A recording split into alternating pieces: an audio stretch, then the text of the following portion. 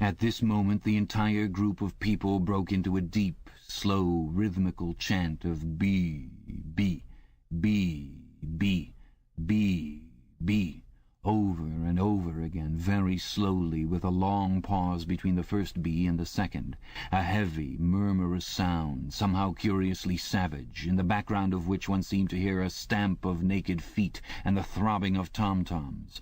For perhaps as much as 30 seconds they kept it up. It was a refrain that was often heard in moments of overwhelming emotion. Partly it was a sort of hymn to the wisdom and majesty of Big Brother, but still more it was an act of self-hypnosis, a deliberate drowning of consciousness by means of rhythmic noise. Winston's entrails seemed to grow cold. In the 2 minutes' hate he could not help sharing in the general delirium. But this subhuman chanting of B, B, B, B always filled him with horror. Of course he chanted with the rest. It was impossible to do otherwise. To dissemble your feelings, to control your face, to do what everyone else was doing was an instinctive reaction. But there was a space of a couple of seconds during which the expression in his eyes might conceivably have betrayed him. And it was exactly at this moment that the significant thing happened. If indeed it did happen. Momentarily he caught O'Brien's eye. O'Brien had stood up. He had taken off his spectacles and was in the act of resettling them on his nose with his characteristic gesture. But there was a fraction of a second when their eyes met. And for as long as it took to happen, Winston knew, yes, he knew, that O'Brien was thinking the same thing as himself. An unmistakable message had passed. It was as though their two minds had opened and the thoughts were flowing from one into the other through their eyes. "I am with you," O'Brien seemed to be saying to him. "I know precisely what you are feeling. I know all about your contempt, your hatred, your disgust. But don't worry. I am on your side." And then the flash of intelligence was gone, and O'Brien's face was as inscrutable as everybody else's. That was all. And he was already uncertain whether it had happened. Such incidents never had any sequel. All that they did was to keep alive in him the belief or hope that others beside himself were the enemies of the party. Perhaps the rumors of vast underground conspiracies were true after all. Perhaps the Brotherhood really existed. It was impossible, in spite of the endless arrests and confessions and executions, to be sure that the Brotherhood was not simply a myth. Some days he believed in it, some days not.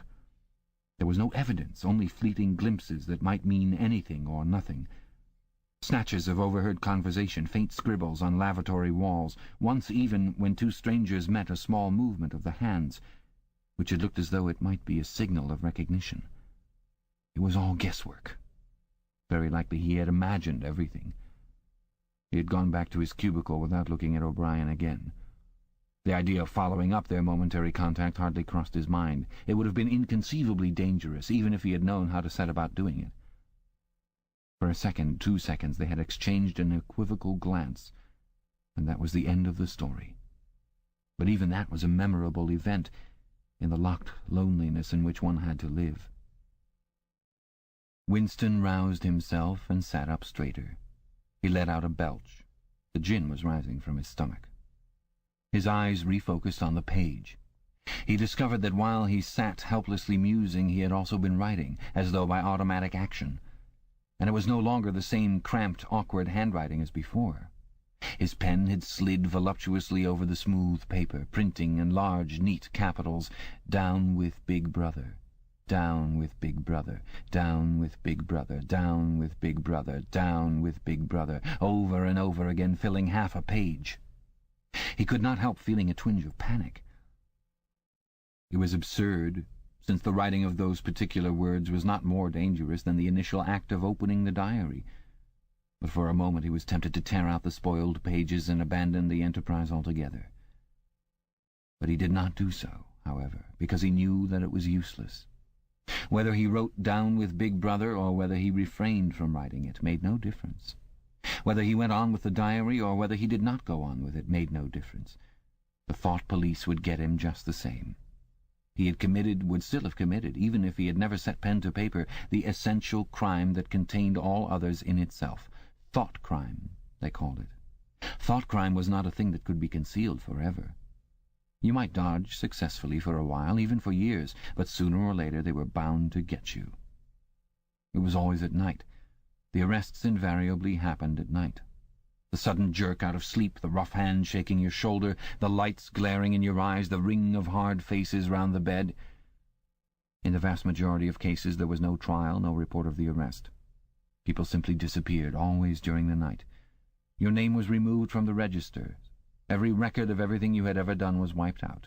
Your one-time existence was denied and then forgotten. You were abolished, annihilated, vaporized was the usual word. For a moment he was seized by a kind of hysteria. He began writing in a hurried, untidy scrawl. "They'll shoot me, I don't care. They'll shoot me in the back of the neck, I don't care. Down with Big Brother. They always shoot you in the back of the neck, I don't care. Down with Big Brother." He sat back in his chair, slightly ashamed of himself, and laid down his pen. The next moment he started violently. There was a knocking at his door. Already! He sat as still as a mouse in the futile hope that whoever it was might go away after a single attempt. But no, the knocking was repeated. The worst thing of all would be to delay. His heart was thumping like a drum, but his face, from long habit, was probably expressionless. He got up and moved heavily toward the door.